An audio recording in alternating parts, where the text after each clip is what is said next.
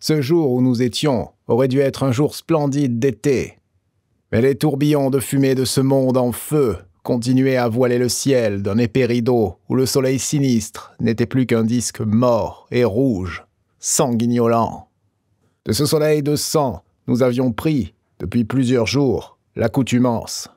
Et la fumée nous mordait les narines et les yeux que nous avions entièrement pourpres et qui pleuraient. Nous dirigeâmes notre marche vers le sud-est, à travers les milles sans fin des collines basses et verdoyantes de la banlieue de la ville, où se succédaient sans interruption de charmantes ou superbes résidences. Nous n'avancions que péniblement, les femmes surtout, et les enfants traînaient la patte. Alors, voyez-vous, mes chers petits-enfants, nous avions tous, tant que nous étions, désappris plus ou moins à marcher. Nous avions trop de véhicules à notre disposition. Depuis la peste, j'ai réappris à marcher. Mais alors, j'étais comme les autres. Nous allions donc lentement, réglant nos pas les uns sur les autres, afin de maintenir la cohésion de notre troupe. Les pillards étaient devenus moins nombreux. Une bonne quantité de ces bêtes de proie humaine avaient succombé. Mais ceux qui restaient étaient encore pour nous une perpétuelle menace. De toutes les belles résidences abandonnées, devant lesquelles nous passions, un grand nombre étaient demeurés intacts. Nous ne manquions pas d'aller visiter leurs garages, à la recherche de quelque autre automobile ou essence. Mais sans succès. Tout ce qui pouvait être utile avait déjà été emporté. Au cours de ces recherches, Calgan, un aimable jeune homme, perdit la vie. Il fut tué par un des pillards, embusqué derrière un buisson. Cette mort fut le dernier accident grave de ce genre qui nous advint. Il y eut bien encore une espèce de brute qui ouvrit délibérément le feu sur notre groupe. Et il tirait si stupidement, dans l'aveuglement de sa rage folle, que nous l'abattîmes avant qu'il ne nous eût fait aucun mal. À Fruitvale, un des plus beaux endroits de cette banlieue, la peste écarlate frappa encore l'un de nous. Sa victime fut le professeur Fairmead. Dès qu'il s'aperçut qu'il était atteint, il nous fit comprendre par signe que sa mère, qui se trouvait dans l'auto, n'en devait pas être informée. Puis, s'écartant de nous, il alla s'asseoir, désespéré, sur les marches de la véranda d'une superbe villa qui se trouvait là. J'étais à l'arrière de notre groupe et lui envoyai de la main un dernier adieu. Au cours de la journée, 5 des nôtres eurent le même sort. Nous n'en poursuivîmes pas moins notre route et, le soir, à plusieurs milles au-delà de Fruitvale, nous campâmes. 10 de nous périrent dans la nuit et, chaque fois, nous dûmes lever le camp pour nous écarter de ces morts. Nous n'étions plus que 30 au matin. Pendant la première étape, la femme du président de la faculté, qui allait à pied, fut atteinte. Son malheureux mari, en la voyant s'éloigner, voulut à toute force descendre de l'automobile et rester avec elle. Nous fîmes tout ce qui était possible pour le dissuader de cette résolution. Finalement, nous cédâmes à sa volonté. La seconde nuit de notre voyage, nous étions, quand nous campâmes, en pleine campagne. Nous avions eu 11 morts dans la journée. Nous en eûmes 3 autres pendant la nuit. En sorte que le lendemain matin, nous n'étions plus que 11 présents. Car Wathope, le professeur à la jambe blessée, s'était enfui avec l'auto, emmenant avec lui sa mère et sa sœur et emportant presque toutes nos provisions. Ce fut au cours de cette journée qu'étant assis pour me reposer au bord de la route, j'aperçus le dernier aéroplane. La fumée dans la campagne était beaucoup moins épaisse, et je le vis qui semblait tourniquer dans le ciel, complètement désemparé, à 200 pieds de haut environ. Que lui était-il advenu? Je ne saurais le dire. Mais, au bout d'un moment, je le vis qui baissait de plus en plus. Puis le réservoir à essence du moteur prit feu et explosa, et l'avion, après avoir, un instant encore, vacillé sur ses ailes, tomba perpendiculairement sur le sol, comme un bloc de plomb. Depuis ce jour, je n'ai jamais revu un aéroplane. Bien souvent, pendant les années qui suivirent, j'examinais le ciel, espérant, contre toute espérance, en voir un apparaître, et que, quelque part, dans le vaste monde, un îlot de l'ancienne civilisation avait survécu. Il n'en était rien. Et ce qui s'était passé en Californie était arrivé de même par tout l'univers.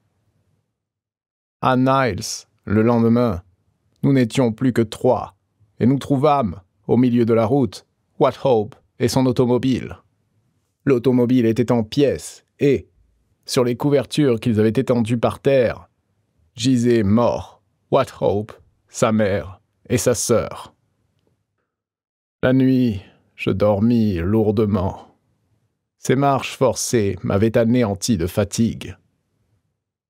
À mon réveil, j'étais seul au monde. Canfield et Parsons, mes 2 compagnons, étaient morts de la peste. Des 400 personnes qui s'étaient réfugiées avec moi dans l'école de chimie et des 47 qui vivaient encore au début de notre exode, je demeurais, moi, unique, avec le poney des Shetland. Pourquoi ? Je ne tenterai pas de l'expliquer. Je ne fus pas contaminé. Voilà tout. J'avais eu une chance contre 1 million. Je devais dire contre plusieurs millions. Car telle fut la proportion de ceux qui, comme moi, survécurent. Durant 2 jours, je campais sous le délicieux bocage, loin de tout cadavre. Là, quoique fort déprimé, et pensant que mon tour de mourir allait venir d'un instant à l'autre, je me refis quelques forces. Il en fut de même du poney. Le 3e jour, commençant à me persuader que j'étais décidément immunisé, je chargeai sur le poney la petite provision de conserve qui me restait et repris ma route dans un monde désolé. Je ne rencontrai pas un seul être vivant, homme, femme ou enfant. Rien que des morts parsemés sur mon chemin. Les aliments naturels ne manquaient point. La terre, à cette époque, n'était point comme aujourd'hui. Débarrassée des arbres en surcroît et des taillis inutiles, elle était partout bien cultivée. Il y avait autour de moi de quoi nourrir des millions de bouches. Et cette nourriture, mûre à point, se perdait. Je récoltais à ma volonté, dans les champs et dans les vergers, fruits et légumes, et toutes sortes de baies. Dans les fermes délaissées, je trouvais des œufs fraîchement pondus et j'attrapais des poulets. Dans les armoires, je mettais la main sur de nombreuses conserves. Ce qui advint des animaux domestiques est tout à fait étrange. Ils retournaient à l'état sauvage et s'entre-dévoraient. Les poules, les poulets et canards furent les premiers détruits. Les cochons, au contraire, s'adaptèrent merveilleusement à leur vie nouvelle, ainsi que les chats et les chiens. Ceux-ci devinrent rapidement un véritable fléau, tellement ils étaient nombreux. Ils dévoraient les cadavres et n'arrêtaient pas d'aboyer ni de hurler, la nuit comme le jour.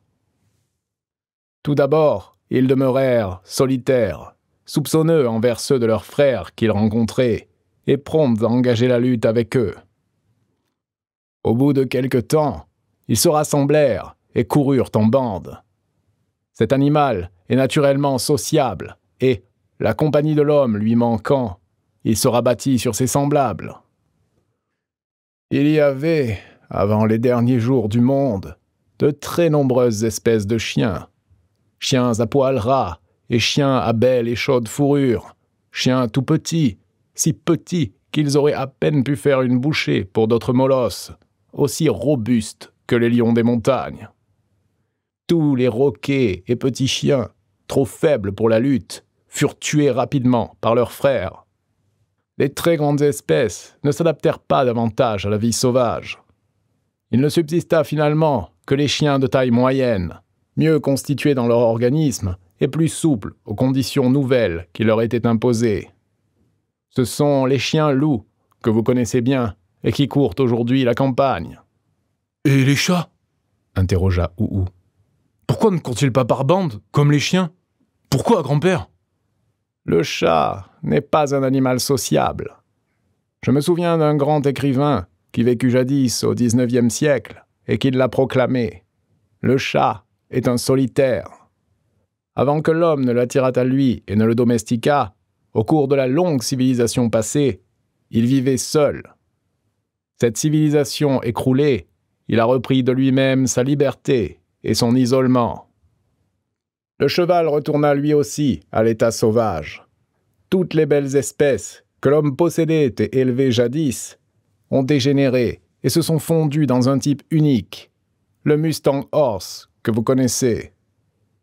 De même, les vaches, les moutons et, parmi les oiseaux domestiques, les pigeons. Quant aux poules et aux poulets, ceux et celles qui ont survécu ne ressemblent plus en rien aux volatiles qui peuplaient autrefois nos basses-cours. Et je reprends le fil de mon histoire. Je marchais donc à travers un monde désert. À mesure que le temps passait, je commençais à soupirer de plus en plus après des êtres humains. Mais je n'en rencontrais aucun et me sentais de plus en plus seul. Je traversais la vallée de Livermore, puis les montagnes qui la séparent des hautes altitudes de la vallée de San Joaquim. Vous n'avez jamais, mes enfants, vu cette vallée. Elle est immense et magnifique, et peuplée aujourd'hui de chevaux sauvages qui y vivent par grands troupeaux, de milliers et de dizaines de milliers de têtes. J'y suis retourné, voilà 30 ans environ, et elle était telle que je vous le dis. Vous pensez, mes enfants, que les chevaux sauvages sont nombreux dans les vallées de la côte que vous fréquentez habituellement? Eh bien, ce n'est rien en comparaison des immenses troupeaux de la vallée de San Joaquim. Et veuillez observer que les vaches, une fois redevenues sauvages, établirent leurs colonies dans des vallées moins hautes et plus tempérées, où elles pouvaient davantage se protéger du froid. À mesure que je m'éloignais des grands centres urbains, je trouvais plus de villages et de petites villes intactes. Les pilleurs et les incendiaires étaient venus moins nombreux jusque-là. Mais toutes ces agglomérations étaient emplies de cadavres pestiférés, et je passais soigneusement au large. Près de Lathrop, afin de tromper ma solitude, je recueillis une paire de chiens coolies, qui semblaient fort embarrassés de leur liberté retrouvée et qui revinrent d'eux-mêmes, avec joie, à l'obéissance de l'homme. Ces bêtes m'ont accompagné ensuite, durant bien des années, et leur instinct était les mêmes que ceux des chiens que vous possédez. Mais, en 60 ans, ceux-ci ont perdu presque toute leur éducation ancestrale, et ils ressemblent bien plutôt à des loups domestiqués. Ici, Bec de Lièvre se leva, jeta un regard vers les chèvres, afin de s'assurer si rien de mal ne leur était advenu. Puis il observa la position du soleil, qui commençait à décliner sur l'horizon, et témoigna quelque impatience de l'abondance extrême des détails où s'attardait le vieillard. Edwin se joignit à lui pour solliciter de l'ancêtre un peu plus de rapidité dans son récit. « Je n'ai plus grand-chose à vous dire. Accompagné de mes 2 chiens, de mon poney, qui me servait de bête de charge, et d'un cheval que j'avais réussi à capturer et sur lequel j'étais monté, je dépassai la vallée de San Joaquim et atteignis, dans la Sierra, une autre vallée non moins magnifique, appelée Yosemite. Là, dans le grand hôtel, je trouvai une sorte de provision de conserve de toutes sortes. Le gibier abondait dans les pâturages environnants, et la rivière torrentueuse, qui bondissait au fond de la vallée, était pleine de truites. Je demeurai 3 ans à cet endroit, dans une solitude absolue, dont seul peut comprendre la poignante mélancolie l'homme qui a connu la grandeur et le charme de la civilisation. Puis un moment arriva où je ne pus supporter davantage cet isolement. Je sentais que je devenais fou. Comme le chien, j'étais un animal sociable et je ne pouvais vivre sans la compagnie d'autres êtres de mon espèce. Le raisonnement me persuada que, puisque j'avais survécu à la grande peste, il y avait chance pour que quelques autres hommes eussent échappé comme moi. Je pensais en outre que, depuis 3 ans, tout mauvais germe avait dû disparaître et que la terre était, sans nul doute, redevenue habitable.